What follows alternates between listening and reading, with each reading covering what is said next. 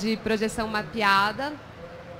A gente é da produtora Filmes para Bailar, uma dos empreendimentos ali da Casa da Cultura Digital, não sei se vocês conhecem.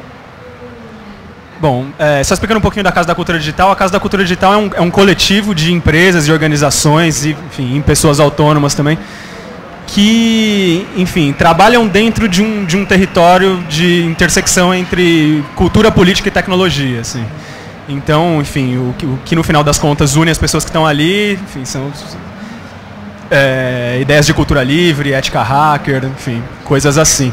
A gente tem uma produtora de vídeo, uma produtora multimídia que a gente já está fazendo, enfim, coisas aqui em São Paulo já fazem uns 3 anos. Enfim, coisas diversas, tal. A gente tem a formação em cinema, nós todos da produtora, mas de um tempo para cá, enfim, a gente começou a experimentar um pouco o que é uma perspectiva de transcinema, assim, um cinema performático, um cinema que pula da tela no sentido institucional do cinema mesmo, mas que, enfim, vai para a rua, vai para o espaço público e tal. Experimentamos bastante já com projeção de vídeo em tempo real, com VJ, com coisas assim. E a projeção mapeada é um desdobramento dessas experimentações, dessas ideias que a gente está tendo. Eu acho que essa ideia de começar a ir para esse lado do cinema é um pouco da vontade da gente de conseguir entender a tecnologia e conseguir entender as novas ferramentas como linguagem poética, linguagem artística para as questões que estão colocadas ali na Casa da Cultura Digital e a cultura digital, todo o pensamento da cultura digital hoje. A gente trouxe para vocês verem nosso portfólio, ele está um pouco desatualizado, mas a gente vai passar rapidinho antes de começar a falar as etapas da projeção mapeada. Antes disso, não sei se todos vocês sabem, mas quando a gente acabar de falar, a gente vai ali para o espaço ali do lado fazer uma oficina. A gente tem alguns projetores disponíveis e computadores, vocês podem usar o computador de vocês também. E a gente vai ver um pouco na prática como é que funciona. A ideia aqui é a gente falar um pouco mesmo, apresentar mesmo o que é a técnica, falar um pouco passo a passo, demonstrar, assim, passar por cima rapidinho da técnica e fazer um lance bem prático mesmo, assim. Daí que a gente tiver disponibilidade, a gente vai para as áreas das oficinas ali, enfim, a gente vai passar um pouco do software hoje. A gente tem um HD aqui, que tem uma pasta com um banco de vídeos, que, enfim, tem mais ou menos uns 5 GB de vídeo dividido em 3 pastas. Aí quem quiser pegar uns vídeos e colocar no computador pra gente poder brincar lá. E aí tem os softwares também, na verdade tem para PC e para Mac, né? Sim, que é o VPT, chama Video Projection Tools, o software que a gente vai usar, que vai apresentar. E tem também uma apostila de projeção, que é uma apostila super legal, que um amigo nosso fez, ela é Creative Commons. Vocês podem usar, podem passar para frente, fiquem à vontade. Bom, vamos começar aqui passando o nosso portfólio.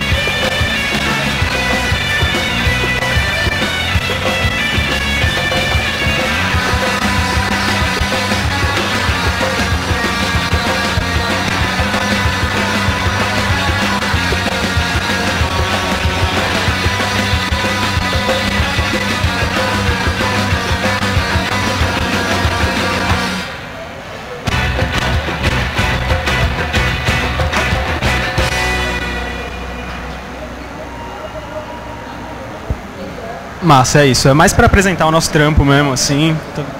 Tá meio desatualizado, é do começo do ano, mas tá aí. Vambora, então. A gente vai começar apresentando um pouco o que é a projeção mapeada.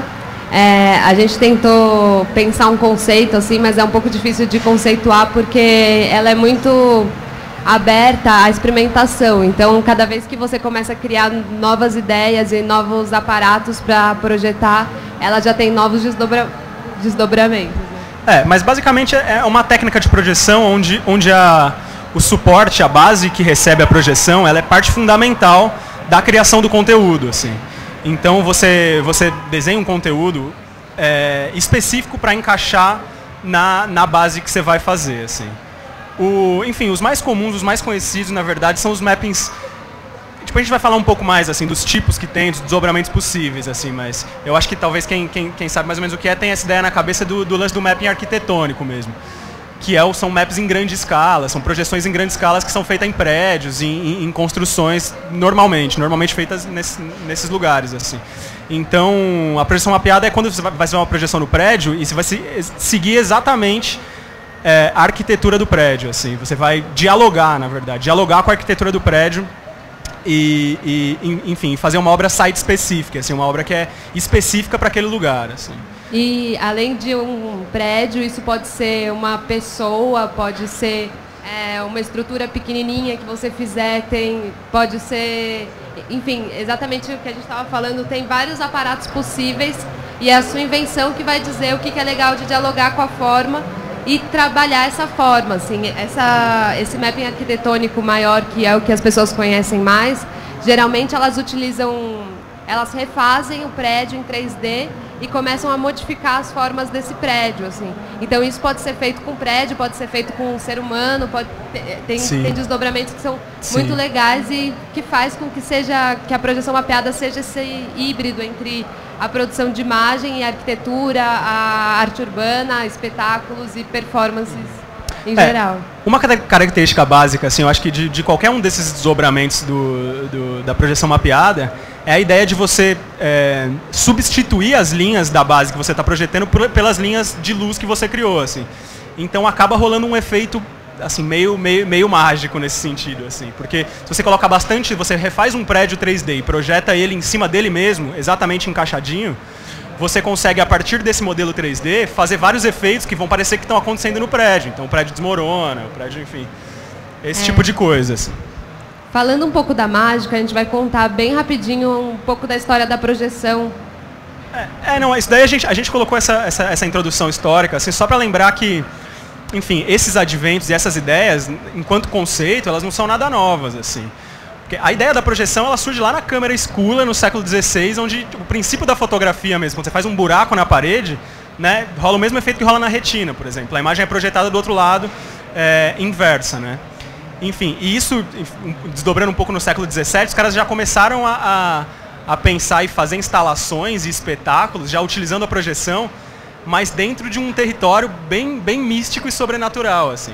Na época, como ainda a imagem era deslocada de um aparato físico mesmo, você conseguia projetar, enfim, sem borda, assim, fazer essas projeções de luz, assim, com câmera escura, tinha uma ideia realmente bem mágica da história, assim. Isso é interessante como hoje, com a popularização e com a democratização dos meios, assim, o que é muito legal hoje, está mais fácil de fazer essas coisas, fazer videomap, produzir conteúdo, etc. Essa dimensão meio mágica no videomapping, ela retorna enquanto fundamento da estética, assim. E um dos conceitos principais do videomapping é a utilização de máscaras. Então, cada vez que você vai pôr uma camada de vídeo que vai ser diferente de outro vídeo, por exemplo, um pedaço de vídeo numa janela, outro pedaço de vídeo na borda da janela. Para isso, você vai usar máscara. E desde a lanterna... quando o pessoal começou a fazer essa fantasmagória, que eles chamavam, usando a lanterna mágica, eles usavam esse conceito. Então, acho legal trazer um pouco dessa história. Exato, porque ela tem um pouco dessa dimensão mágica quando você tira... Quando você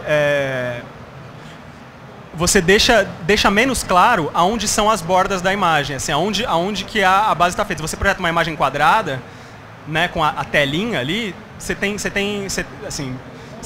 assimila isso mais fácil enquanto então é uma imagem projetada. Agora, por exemplo, você vai projetar a imagem de uma pessoa e você tira a borda quadrada, você projeta a pessoa. Isso é a máscara, né? A pessoa sem bordas. Aí ela ganha essa dimensão, que é quase uma entidade, assim, né? Ela sai da tela nesse sentido, né? Então, isso que eu quero dizer que é um conceito bem antigo e que, enfim, ao longo da história da experimentação com imagem no século XX, enfim, diversas vezes já rolaram experimentos, assim, do cinema fora da caixa preta, assim, né? Que são experiências de rua, Então, o conceito não é novo. Agora, o que é novo é a popularização e a democratização e a facilidade de fazer isso hoje, o que é muito massa. Bom, agora a gente dividiu assim, os tipos de projeção entre os arquitetônicos, os mini-mappings e os mappings dinâmicos. A gente vai mostrar algumas referências do que são. Assim, esses são os conceitos que a gente pensou e que a gente leu, mas eles são abertos, porque cada vez que cada projeto tem algumas especificidades que às vezes juntam dois ou trazem uma questão... Óbvio que essa subdivisão ela é puramente, enfim, retórica e didática, assim, porque os desdobramentos eles são muito mais detalhados do que isso, mas dá pra gente conversar a partir delas. Eu vou tocar aqui uma das primeiras referências, que esse daqui foi uma projeção mapeada bem comercial, assim, mas ela traduz isso que a gente está falando do arquitetônico e do tridimensional, assim. Não, acho que é no vídeo.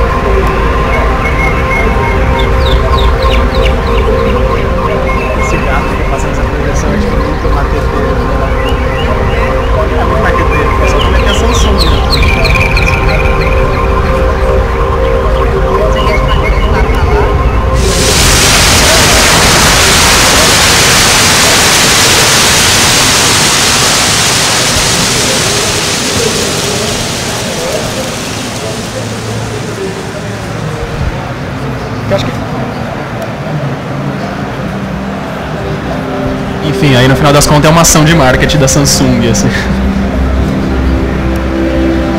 Mas dá pra ver bem nesse mapping assim, que a falta de borda dele e a profundidade inventada é o que dá essa magia, né? Essa coisa de espetáculo, que parece uma realidade louca, assim. É meio que a ideia de devolver o efeito especial pra realidade, assim, pra imanência, né? E aí, enfim, rola esse lance meio espetacular. Agora... Bom, acho que foi.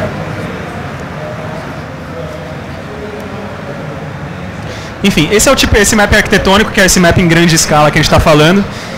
E aí, para fazer, tecnicamente, para fazer essas paradas em grande escala, inerentemente, você também precisa de uma grande estrutura, enfim, precisa de projetores com uma quantidade muito grande de lumens, projetores assim que são caros, estrutura cara, etc.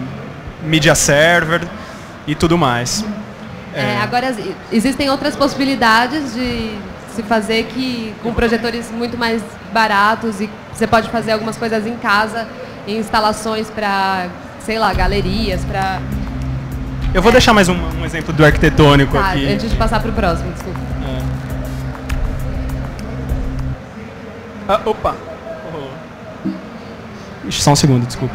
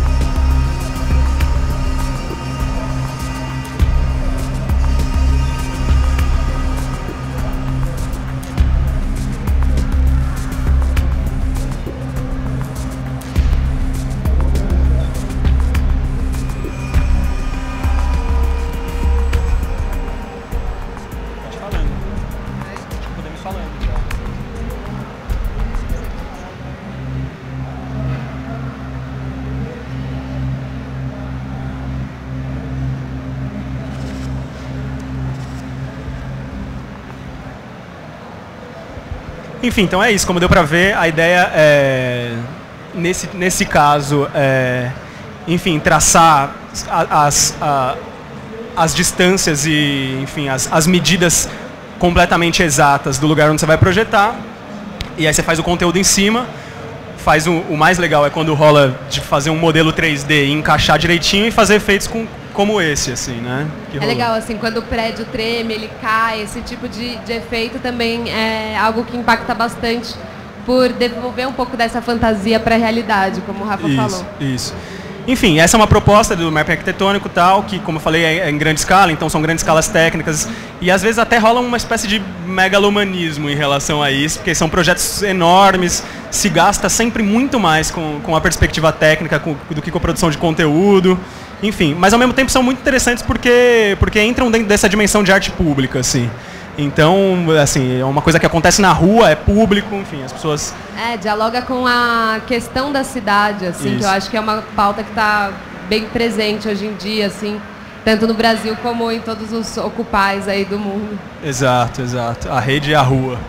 E aí uma outra perspectiva de mapping, assim, que é bem diferente disso daí, são as ideias de mini-mapping. Porque, assim, para fazer um mini-mapping, você não precisa muito mais do que um computador, um software que é tranquilo, gratuito, livre, fácil de baixar, e um projetor pequeno, assim. Você pode, por exemplo, reproduzir esse tipo de coisa, só que numa maquete, assim. Tem, por exemplo, mini-mappings, que é tipo uma historinha inteira de ficção contada, mapeada numa maquete, sabe? Tem coisas, por exemplo, vou mostrar alguma coisinha aqui. Tá falando aí do mini-mapping. Vou procurar uma referência aqui, só um segundo. Assim, eu vou mostrar um que é completamente oposto desse que a gente viu agora. Que esse daqui, na verdade, ele é instalativo, assim. E esse aqui é o seguinte. Ele é feito numa galeria. Esse aqui a instalação é o seguinte, você entra numa sala, assim, você não vê nada, não tem nada na sala, absolutamente nada. Só que você escuta o som de um sapateado, assim. Aí você vai procurar o que está rolando.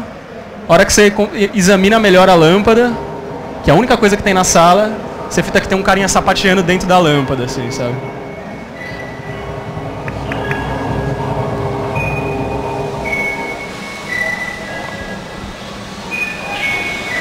E assim, é uma coisa super minimalista, super conceitual.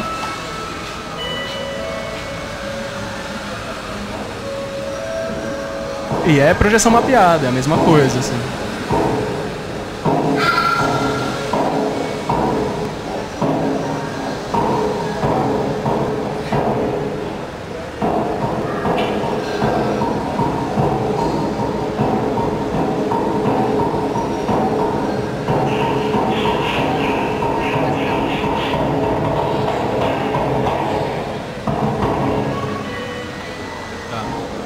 Bom, é isso, deu pra sacar, né? Vou mostrar mais um outro exemplo de minimapping aqui rapidinho. Vai falando aí pra mim enquanto eu procuro. Eu não sei, cadê? Esse que a gente vai ver agora, ele é muito legal, assim, porque ele parece uma coisa muito grandiosa e ele é muito fácil de fazer. Depois que você começa a perceber como é que eles fizeram, eu acho que ele é bem... Ele dá vontade, assim, ele instiga criativamente a pensar ideias parecidas.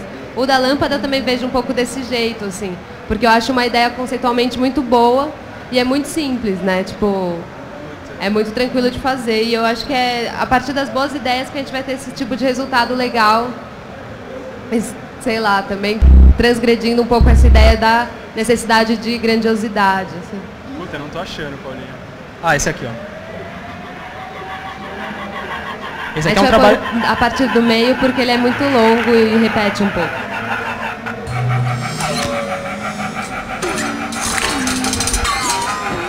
Esse aqui é um trabalho mais plástico, assim, mais de textura e tal.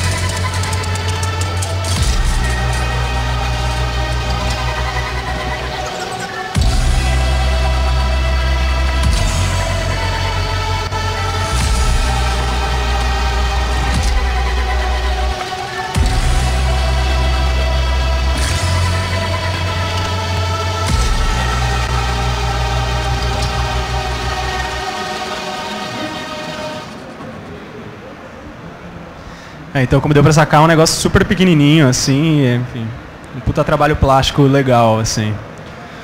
Massa. Então, enfim, deu pra sacar, né, as proporções possíveis da projeção mapeada, né? Então dá pra fazer desde pequenininho, um negócio mó legal.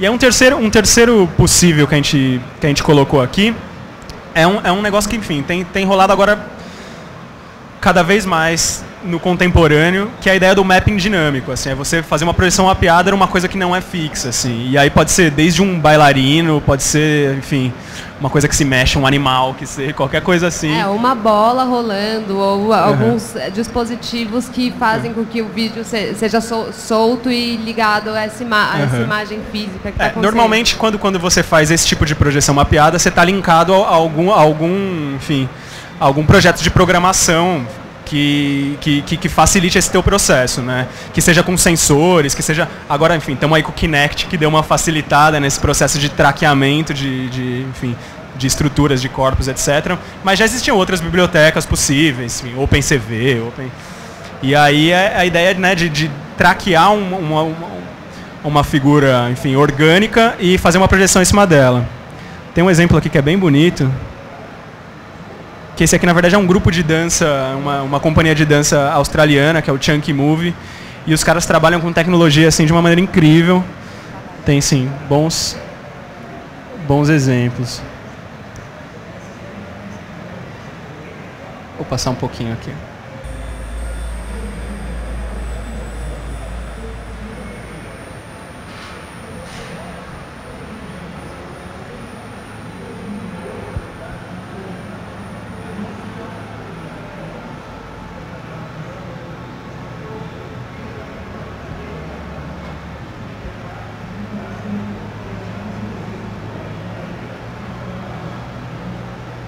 Esse trabalho deles com não luz é sensacional.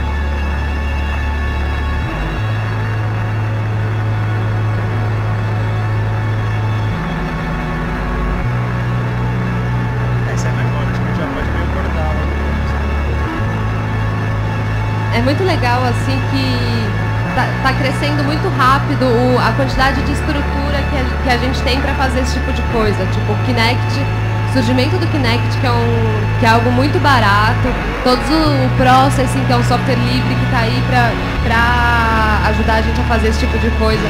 O próprio VPT, que é o software que a gente vai usar hoje para as projeções, ele é gratuito também. Então, cada vez mais a gente pode dar corda para nossa invenção para trabalhar esse tipo de estética. Enfim, o vídeo é longo, acho que já deu para sacar. Depois, se alguém quiser ver mais, daí a gente compartilha esses vídeos aí. Os vídeos vão estar também no HD, se vocês quiserem levar. E o site dessa galera é bem interessante, que é o chunkymovie.com, né? Se vocês quiserem dar uma olhada, tem bastante referência legal. Massa. Bom, a partir desses tipos de mapping, a gente dividiu entre duas formas de apresentação deles. Assim, só um parênteses, na verdade, é que a gente vai falar um método meio passo a passo de como que faz essas paradas, e a gente vai, assim, dar uma recortada mais no arquitetônico, no minimapping, porque esses processos de mapping dinâmico já são processos diferentes mesmo, assim, mais complexos e tal. Exatamente, e essas duas formas que a Paulinha está falando diz respeito mais ao arquitetônico, né? Exato. Dentro das formas de apresentação, existe uma que é todos os que a gente viu aqui, que você faz o vídeo pensando o lugar onde você vai projetar e vai lá projetar. Então você já tem o vídeo pensado e adequado na sua cabeça na hora que você vai lá fazer sua apresentação. E a outra forma é a apresentação ao vivo, que você junta alguns loops de imagem e você vai se apresentar, às vezes junto com uma banda, às vezes em algum evento. Geralmente esses tipos de apresentação são bem mais longas, são 1 hora, 2 horas ou mais de apresentação, enquanto esses vídeos que já são pré-montados, eles são sempre mais curtos, porque eles são tecnicamente mais difíceis de fazer.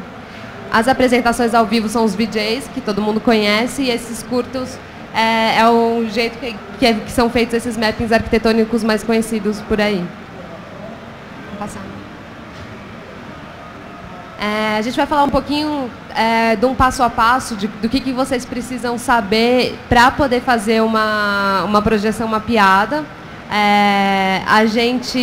Antes da gente ir lá para a parte prática. Bom, a primeira questão eu acho que é a escolha do projetor, que tem 3 variáveis que são muito importantes para a gente saber, assim, que é a potência da emissão de luz, que são os lumens ou ancilumens que eles possuem, a resolução da imagem, quanto que ele faz, se ele faz HD, se ele não faz HD, tipo, qual vai ser o tamanho do pixel dele na hora da projeção, e o tamanho do lugar onde você quer projetar. Então, juntando essas 3 coisas, isso vai ser uma equação que é um pouco intuitiva, mas você vai chegar no projetor ideal para aquilo que você precisa. Aqui são 2 exemplos. Esse projetor maior é um projetor de 30.000 ancilumens, que é o geralmente usado para projeções externas, com mais ou menos 20 metros de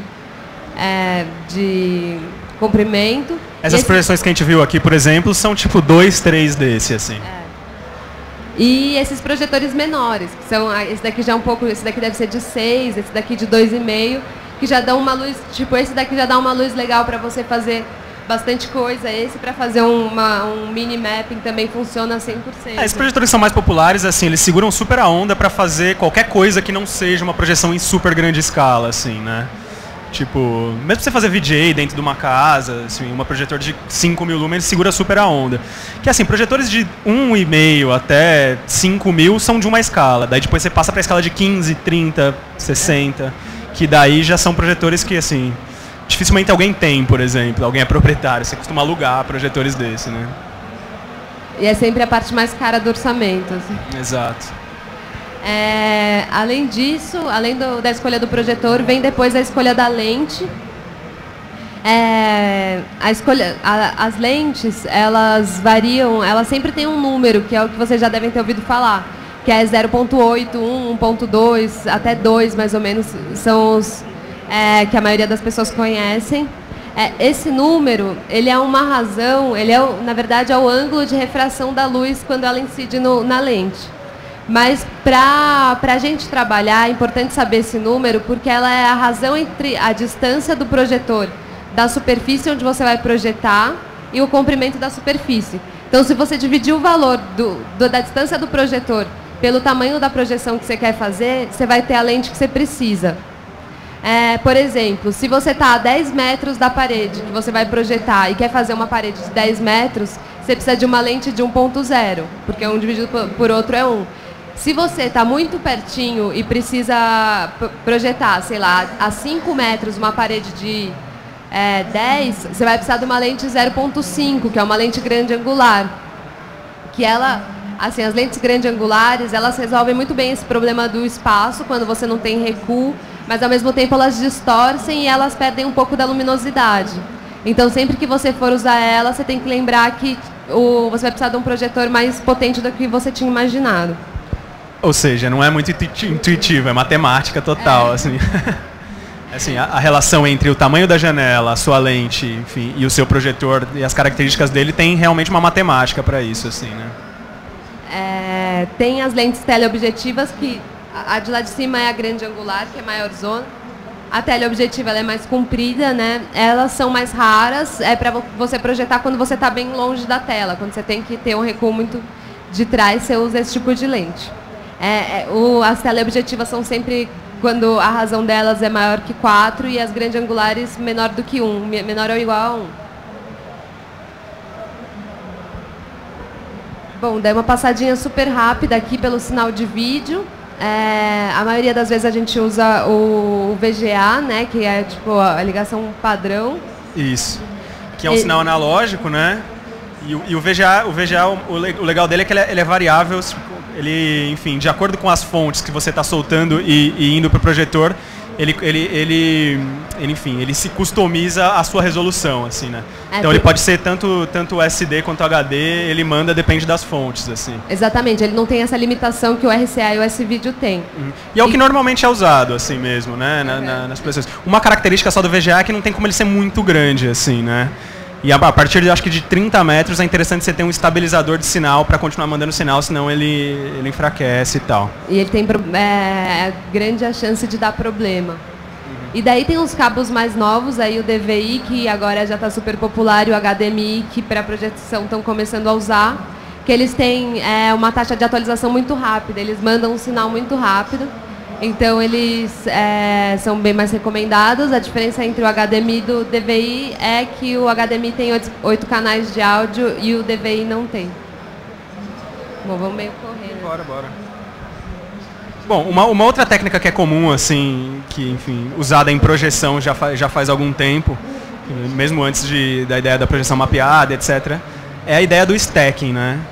Que é o quê? Que é emparelhar 2 projetores, assim, um em cima do outro, com as imagens projetando exatamente no mesmo lugar, assim, sincronizadinhas, porque daí você, enfim, potencializa muito a sua quantidade e a sua potência de luz. Não dá para falar que ele duplica a luz do projetor, porque, enfim, o decaimento da luz ele é logarítmico, assim. Então, se você coloca 2 projetores emparelhados, você vai ganhar mais ou menos uns 80% de luz a mais. Aí você coloca um terceiro, vai cair para 50%, você coloca um quarto, vai cair para 20%. Então, assim, stackear mais de 4 projetores é tipo uma virtuose, assim. O legal do stacking, principalmente hoje em dia, é que você consegue uma luminância maior de um jeito fácil de fazer, assim, de um jeito acessível. Antigamente era muito difícil porque você tinha que colocar exatamente os 2 projetores, tinha que ser na mão, você colocar as 2 imagens exatamente no mesmo eixo.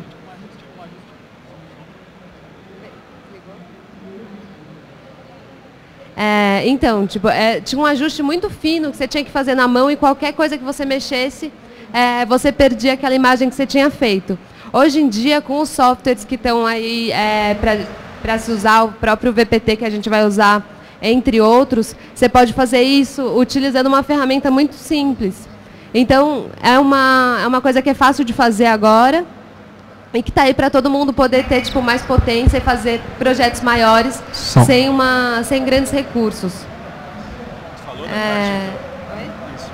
E daí, uma última coisa sobre essas definições técnicas é que para apresentação ao vivo, o melhor codec a se usar é o PhotoJPEG para imagem SD, com 75% de qualidade, e o Apple ProRes, o 422LT, quando você está projetando em HD. Eles têm uma taxa de transferência mais rápida e ele vai carregar menos seu software e dar menos problema. Tem isso ainda, né? Bora. Bom, vamos aí para a produção, para as partes, assim, a partir das definições técnicas que todo mundo já sabe, como é que prepara um mapping. A primeira etapa é escolher a área, obviamente, e pensar todo o workflow dos sinais todos que você vai mandar. O sinal de vídeo, para o tamanho da imagem e como você vai ligar isso em um computador, ou mais computadores, ou mais projetores. Como que você vai fazer essa dinâmica técnica para poder fazer o desenho como... Sim, tipo um mapa de palco, entre aspas, assim, de onde vão estar seus equipamentos, né? É a primeira coisa. E definir aonde você vai projetar, né? Enfim, depois dessa etapa, o que você vai fazer? Essa etapa chamada blueprint, que eu acho que é o momento mais estratégico, assim, do processo da projeção mapeada. Também. Que é o quê? Você vai então, colher essas informações de medida da superfície que você vai projetar. Você pode fazer isso de várias maneiras, assim. O ideal, na verdade, é você ter um AutoCAD, por exemplo, do prédio, que já vai ter todas as medidas bonitinhas de profundidade, enfim, as proporções todas, assim. O importante, na verdade, não é menos as medidas exatas, mas as proporções. As proporções têm que serem exatas, né? Eu vou passar aqui rapidinho pro AutoCAD para vocês darem uma olhada. Tipo, esse foi um prédio que a gente fez uma vez lá em Recife, e aí tinha o CAD 3D e facilitou bastante o processo. E daí dá para usar o mesmo arquivo de CAD dentro do arquivo de 3D e trabalhar tipo, as estruturas todas a partir das medidas já certinhas estabelecidas. Isso. Enfim, mas boa parte das vezes você não tem o CAD, né? E daí você tem que fazer na mão. Aí uma segunda possibilidade de fazer, assim, para ficar bem precisa, você ir lá e medir tudo com trena eletrônica, assim. Você vai lá com a trena eletrônica e, velho, faz todas as medições, enfim, possíveis. E também, junto com as medições, você tira uma foto do local para você poder fazer o desenho, assim, a foto o mais perto possível da onde vai estar posicionado o projetor. Isso. Daí uma terceira maneira de fazer, que é a mais comum, na verdade, no final das contas, é você fazer uma foto, assim, bem frontal, tentando manter a angulação e a distância do projetor e tentando manter uma lente parecida, assim, para não distorcer muito. Aqui tem um exemplo de uma foto, né, que a partir dela surgiu esse blueprint, que foi um projeto que a gente fez, mas depois a gente fez a partir do CAD. E aí, assim, feito o blueprint, o que você vai fazer? Você tem as medidas direitinhas, você vai traçar umas máscaras, igual essa foto que estava aí. Né? E aí você tem que pensar mais ou menos aonde nessas linhas você vai distribuir as suas camadas de vídeo, né? E aí normalmente você, enfim, quando você vai fazer um processo colaborativo de projeção mapeada, assim, eu até cito o exemplo do pessoal do United VJs, que é o Espeto, os caras daqui de São Paulo que fazem bastante, assim. E o processo deles é muito louco, porque é um coletivo de VJs que tem um cara em cada canto do mundo, e aí um cara vai lá, faz o blueprint, manda as medidas para todo mundo e todo mundo faz conteúdo colaborativo, assim. Que é uma maneira ágil de fazer, porque, porra, se uma pessoa só for fazer conteúdo animado, assim, é bastante trabalhoso, assim. Então, a partir do blueprint você pode distribuir para qualquer um fazer conteúdo em cima dessas máscaras, né? E daí, a partir do momento que você monta seu vídeo, tem a montagem técnica, que geralmente você vai ter muito pouco tempo para fazer. Não, só um parênteses, que daí tem essa etapa de produção de conteúdo, que daí, enfim, vai ao gosto do freguês. Você pode fazer conteúdo animado, normalmente tem bastante coisa de After Effects, daí, enfim, 3D. Tem também bastante trabalho com vídeo, assim, a gente se interessa bastante por trabalho com vídeo em tempo real, assim. Colocar câmeras, fazer um trampo com vídeo em tempo real pode ficar bem interessante. Usando outros dispositivos também. Bom, vamos meio que correr que a gente está atrasado, mas assim, daí a partir disso vocês têm o dia, geralmente vai ser um dia antes da sua apresentação, que você vai chegar lá, vai ter o projetor já instalado no lugar certo, e daí você vai posicionar todos os equipamentos, cabear tudo, você vai ajustar as máscaras, que daí é o trabalho no software que a gente vai mostrar para vocês, de pegar cada vídeo porque sempre acaba saindo um pouquinho do lugar, mesmo que tenha o CAD, que você faça tudo muito certinho, o projetor vira um pouquinho ou alguma coisinha no vídeo sai diferente na proporção e vai ter algum probleminha nesse sentido. Então você pega lá na hora, você tem esses softwares que te ajudam a pôr tudo no lugar certinho e daí o vídeo fica preparado para apresentação. Porque só resumindo, esse processo que a gente está falando aqui, assim, quando você chega lá no final, já que você já tem o blueprint, já fez as máscaras, já fez o conteúdo em cima das máscaras, quando você chega lá no final, o vídeo já está praticamente mapeado mesmo, assim. Aí você tem que usar esse software só para ajustar, colocar as coisinhas no lugar, assim, mas é tranquilo. O que a gente vai experimentar hoje aqui, por exemplo, que é uma outra maneira de fazer, já é um outro princípio, assim, que a gente vai abrir o software e vai ficar experimentando, assim, pegar uns vídeos e mapear na hora, assim. A gente não tem um blueprint, não tem um processo anterior. Isso às vezes rola também, assim, dá pra fazer, tipo, mas é um outro processo, é um outro, inclusive um outro resultado, claro. Agora, aqui está o VPT, a gente vai abrir ele agora e mostrar para vocês como funciona as ferramentas básicas para a gente poder chegar ali e começar a mexer. Ele é um software gratuito que ele tem para Mac e para PC. Para Mac ele tem esse Siphon, que eu não sei se vocês conhecem, mas é tipo um plugin, que faz com que ele dialogue com outros programas de vídeo. Então você pode soltar outros dispositivos e mandar ele direto para o software para dar a sua saída como você quiser. E ele tem algumas coisas de programação também, para quem quiser ir mais a fundo e fazer as próprias ferramentas para trabalhar dentro do software. Então a ideia aqui é passar assim, bem por cima as funcionalidades do VPT, tentar meio passar pelas abas e tal. Daí depois a gente vai para lá, instala, quem quiser instalar no computador, instala, daí a gente aprofunda lá as coisas. Isso aqui a gente mostra daí ou mostra, dá para mostrar na minha telinha, tá aberto também. Acho que aqui tá maior, né? Né? Tá, vamos lá.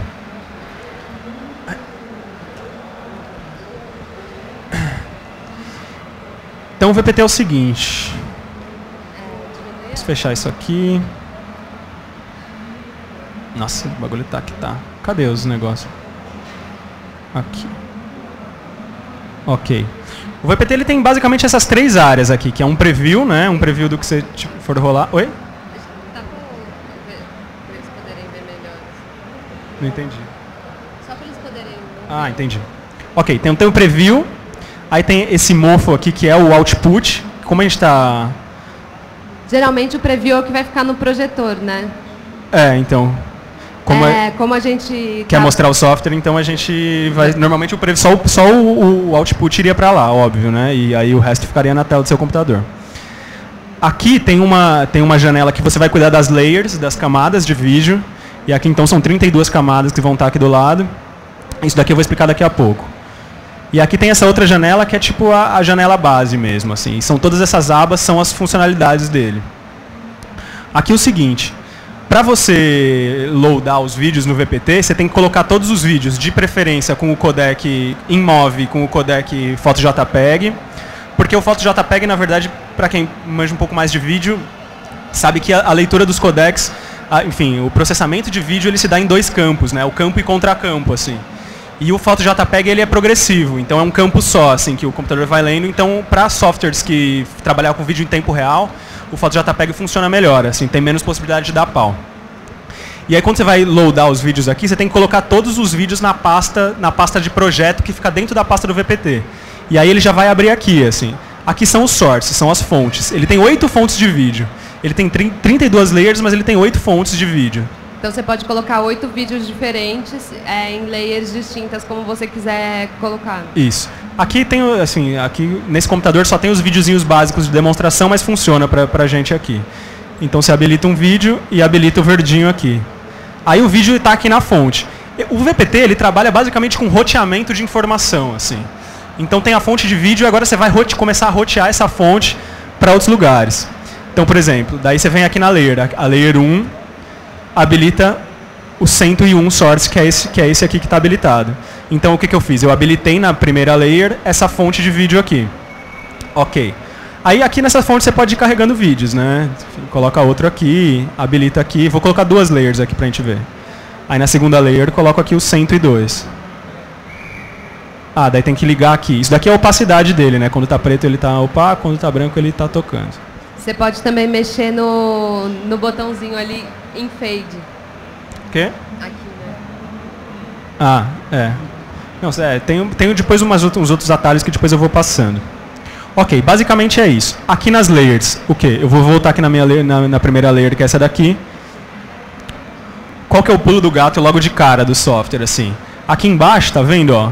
São esses botõezinhos que você pode habilitar, que vai ser o que você vai fazer com o vídeo. Aqui, como ele está em P, está em Position. Então eu posso colocar o vídeo onde eu quiser. Isso serve também aqui, ó, para o output. O output está aqui embaixo, né? Se eu quiser ir lá no output e já mexer direto no output, também dá.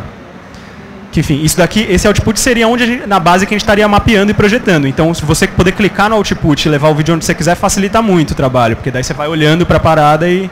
Tipo, você vai estar com o mouse lá no prédio, colocando onde você quiser. Assim. Ok, daí tem o position, aí tem o scale, que aí você pode, enfim, aumentar e fazer o que você quiser com o vídeo aqui. E tem o K, que é que são os corners. Aí você começa a brincar de mapear mesmo, assim. Porque daí você consegue um ajuste fino de colocar, enfim, o vídeo da maneira que você quiser. Aqui está habilitado no automático aqui, tá vendo? Esse azinho aqui. Então ele vai ler o primeiro ponto mais perto, da onde eu quiser. Você pode habilitar um manual aqui. E aqui, tá vendo? Ó, esses 4 parâmetros aqui, ó, eles são os corner pins, que são as bordas do vídeo, para você fazer um ajuste fino, assim, porque realmente você precisa de ajuste fino. Por exemplo, tem o ponto 1 aqui, daí eu quero ajustar ele por aqui. Ele está muito de leve, por isso não dá para ver. Tá vendo? Ó? Você fazer o ajuste fino. Tem uma sacada boa daqui do VPT também, que aonde você clica aqui no decimal do número, é onde ele vai mudar. Então, se eu clico aqui no 8, ele vai mudar muito de leve. Se eu venho aqui para o 1, ele vai embora. Aqui você já começa a mapear o vídeo na sua base, né? Então, esses 4 aqui, 1, 2, 3, 4, são os corners. Esses daqui de cima são as posições. O eixo X e Y. E esse aqui é o scale. Nos 2 eixos também. Você pode aqui trocar a resolução do seu vídeo também, aqui facinho. Colocar 16:9, 4:3 e tal, ele muda rapidinho. Ok. Continuando aqui, na nossa primeira layer. Esse é o map. Ok, daí eu vou para as máscaras. As máscaras aí você começa mais um ajuste fino mesmo para mapear. É o seguinte, você pode... calma aí. Você pode carregar máscaras já pré-prontas. Então, por exemplo, se você vai lá e faz no Photoshop faz uma bola, uma máscara com tudo preto em volta e branco dentro. Aí você pode loadar essa máscara aqui. Quer ver? Acho que aqui tem um exemplo. Olha lá, tem uma máscara, você sobe um PNG com transparência. Daí tem que ligar a máscara aqui. Tá vendo? Aí ele enfim, sobe a máscara aqui. Aí todas as máscaras que você for fazendo, você pode ir salvando e colocando aqui. Mas você também pode fazer a máscara na hora, né? Isso. Tem o Mask Editor ali. E aí tem o Mask Editor que você pode fazer a sua máscara na hora. Ixi, por que ele abriu assim? Eu não sei porque ele abre assim às vezes. Deixa eu ver na Layer 2 aqui, só um segundo. Abre aqui, ó, pra baixo.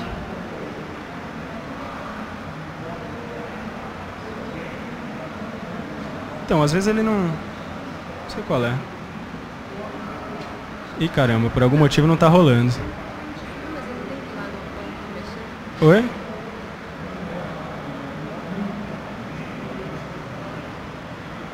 Ele não tá abrindo o editor aqui por algum motivo. Calma aí, deixa eu fazer um negócio. Voltei agora só com uma layer aqui. Aí. Ixi, ele tá gigantão. Mas esse editor de máscara é o seguinte, você pode escolher quantos pontos você quer, 4, 8 ou 16, deixar no 8 aqui. Aí tá vendo? Ele tá grandão, mas dá pra ver. Ele vai na camada, ele vai colocar 8 pontos pra mim, né? Aí... Ali por baixo dá pra diminuir, quer ver? Mas eu não chego lá. Isso aqui. Enfim, daí se eu mexer os pontos, ele vai traçar a máscara pra mim. Estão vendo lá, ó? E aí você constrói a máscara que você quiser. Até com 16 pontos. A grande dificuldade nessas paradas, assim, é que linhas retas resolve super bem, né? Mas e quando é uma forma orgânica e tal? Aí que é a dificuldade. O que você faz quando é uma forma orgânica? Você vai lá e tira uma foto. A partir da foto, você vai no Photoshop, traça uma máscara, faz a máscara orgânica com as linhas que você quiser, exporta e importa a máscara aqui. Ou então, uma outra maneira, que é um feature que tem aqui também. Deixa eu aumentar um pouco aqui. É tipo tem o blur, né, para você colocar um blurzinho na sua máscara e tal. E tem esse daqui. Opa. Na verdade, deixa eu subir um preset aqui. Edge Blend não. Espera aí, só um segundo. Circular Mask. Ixi, cadê? Aí, porra. Você tirou o vídeo de lá. Oi? Não, mas eu não tirei o vídeo. Enfim, existe a possibilidade de você fazer máscara circular também, assim. Não sei porque o vídeo está sumindo aqui. Que eu acho que ele estava muito pequenininho.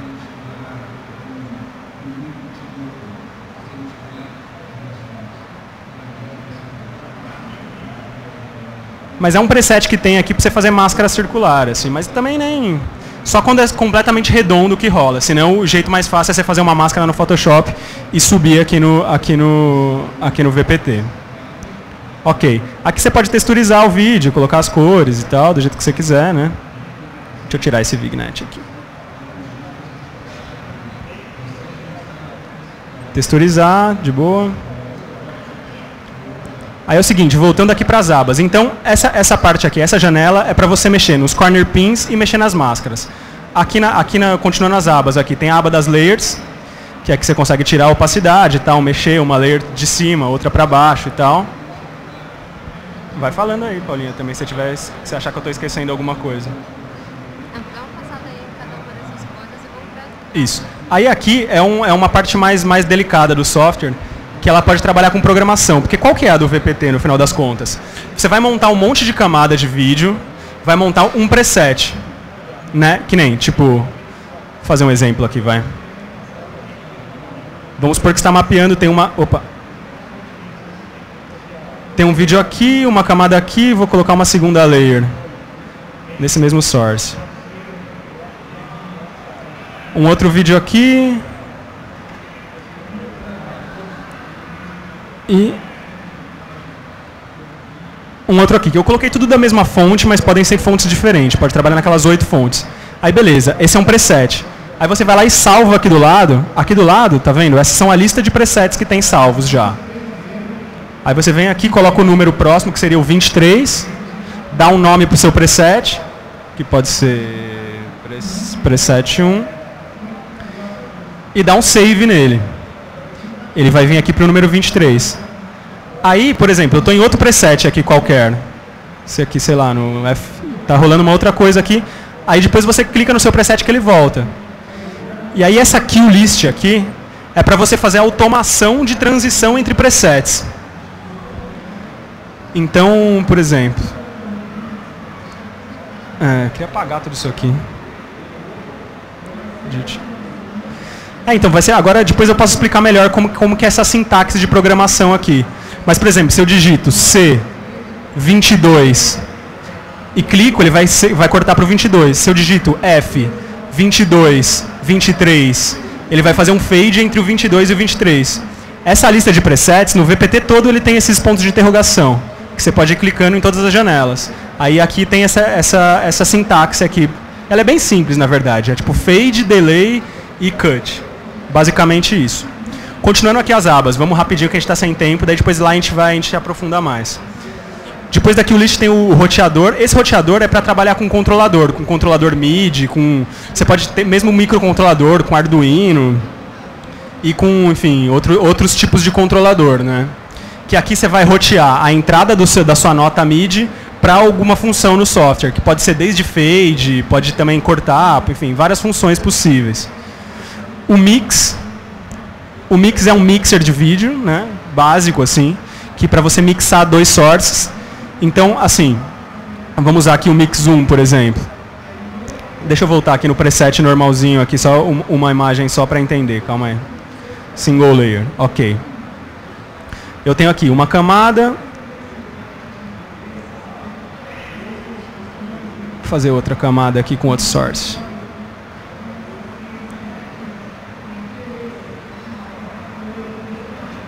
Opa. Ok, tenho 2 vídeos rolando, né? Tenho duas fontes entrando. Aqui no mix, então eu coloco o source 1 aqui e o source 2 aqui no outro mixer. E aí o que você vai fazer? Aqui, por exemplo, eu vou abrir mais uma layer aqui. Essa terceira layer vai ser o mix entre os dois. Daí aqui eu venho, em vez de ir nas fontes, eu venho no mix 1. Então é isso, ele vai roteando informação, essa que é a ideia, né?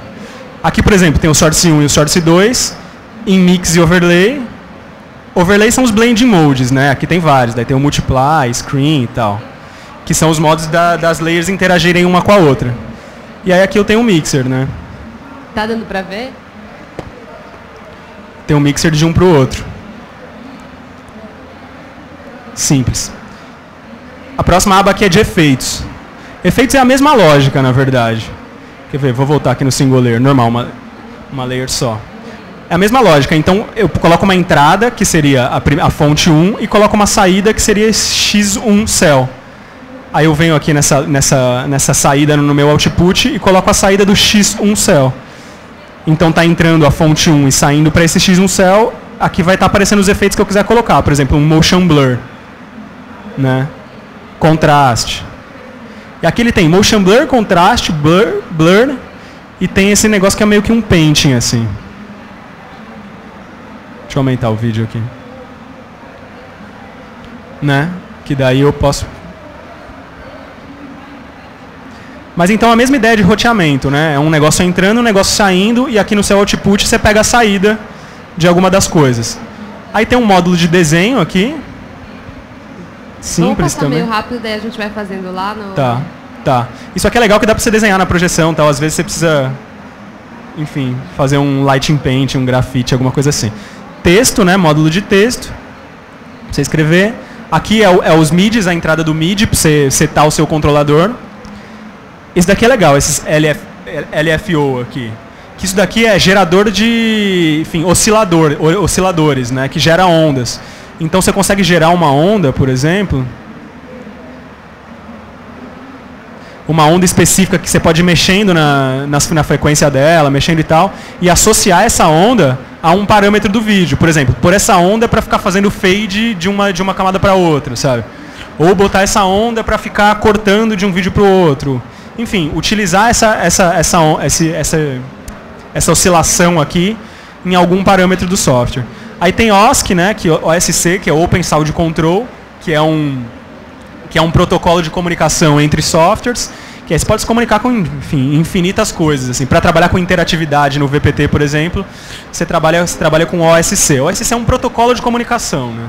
Enfim, você pode mandar e pode receber. Então, se tem um outro software fazendo, sei lá, um tracking, por exemplo, que seja, para fazer um mapping dinâmico, você manda a OSC dele e recebe aqui. Aí tem esse serial aqui que é para setar a entrada de Arduino e microcontroladores, assim. Isso daqui eu já não manjo tanto, mas, enfim, é possível trabalhar com isso aqui. Esse loopback aqui é um contador de loop, que não é muito necessário. Tem o DMX, que é para trabalhar com DMX, que são aquelas... Dá para você setar equipamentos de iluminação aqui, né? Que são equipamentos, enfim... Luzes que você consegue parametrizar pelo software, que são super interessantes também. Aqui tem uma saída de som, que você consegue... Você consegue uma saída em 8 canais aqui, que é legal, que dá para você setar e tal. Todos os seus sources, né, as suas fontes entrando, você consegue setar o som em 8 canais. Aqui tem os shortcuts, aqui, né, os atalhos, enfim, infos e preferências.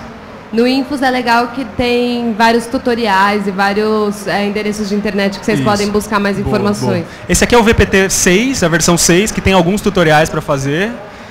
Enfim, tem os sites aqui, tem um manual e tem uma documentação razoável. Assim. Tem um fórum que é movimentado. Por último, ali as preferências, que é onde você vai setar quantos projetores você vai usar. Né? Isso. Só voltando para finalizar aqui, que eu esqueci de falar, que a gente tem essas 8 fontes de vídeo.